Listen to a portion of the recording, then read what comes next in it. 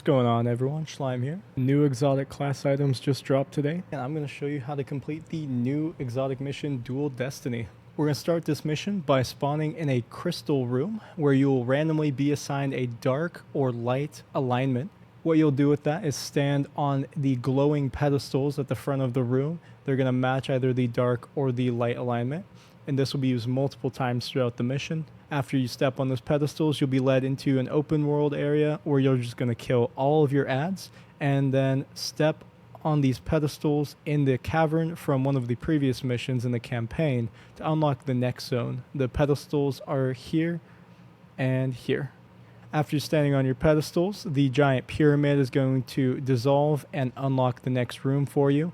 You'll just move on through to the next room and place that banner down. In this next room, you're going to come across an encounter where you'll have a light pool down below and a dark pool up top. You'll stand in those pools to start the encounter.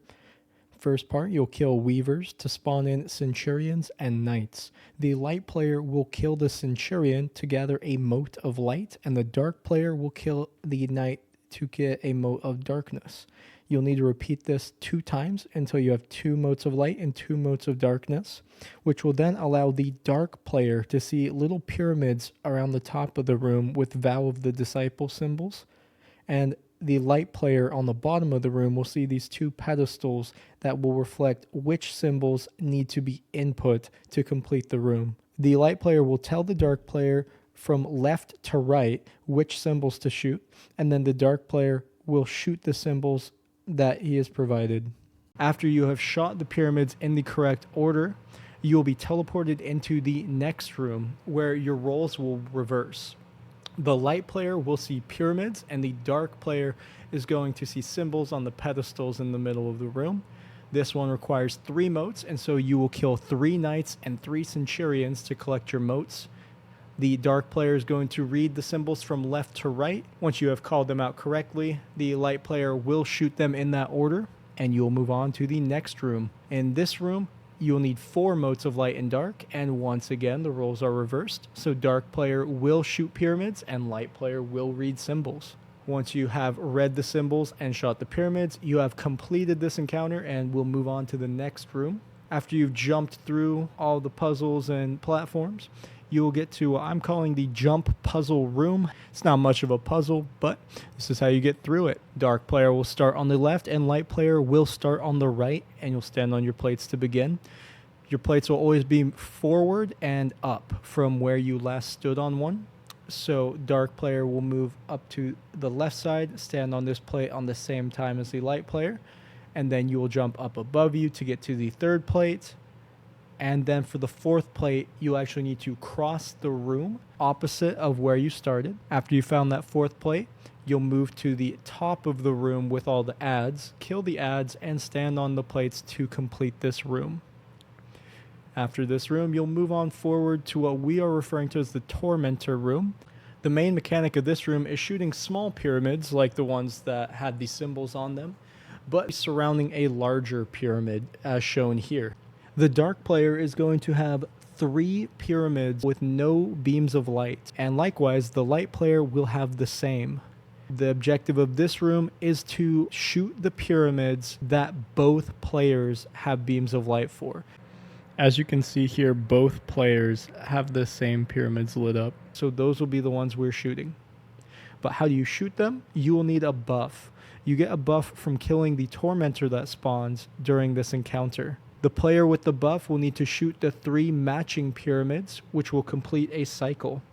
Once you've completed 3 cycles, you will have completed this encounter. After that is the cannon room. The cannon room begins once you both stand on your plates. This will power a cannon that launches you deeper into the room. Once you get launched, you will kill the ads on your platform to power up your plate once again. Stand on your plates to activate the cannon, leading you to the back of the room. Rinse and repeat until this is complete. And finally, that brings us to the boss room. To do the boss fight, you'll both stand on your plates to start the encounter. You'll kill ads until your first boss spawns, in which case you will murk him until the first damage gate. Once there, you'll have 2 wizards spawn, one with a dark alignment and one with a light alignment. You'll need to kill the wizard that matches your alignment. Afterwards, the light player is going to see symbols above the boss on the pyramid and read them from top to bottom.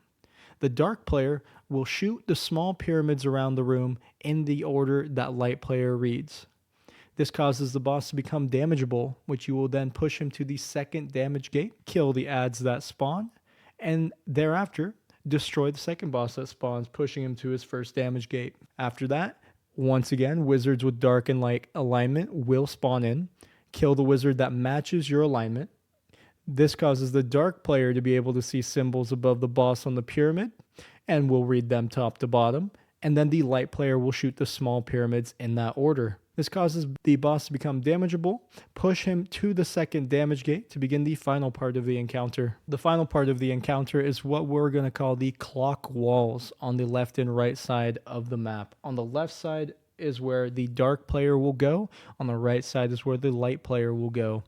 We're calling them a clock because they have 12 points, just like a clock does. The top pyramid being 12 and the bottom pyramid being 6, and all the others following suit. One player is going to call out which positions are highlighted on their clock with beams of light, and then the other player will tell the first player which one of their pyramids matches. You will identify your matching pyramid and shoot it at the same time to weaken the boss's barrier. After you've completed this cycle 3 times, it will remove the boss barrier, which will allow you to kill your bosses. After you've killed your bosses, you'll head to the back of the room where you'll find both of your exotic class items held in cases. Stand on your plates to continue the encounter, where you will both fade to black and die.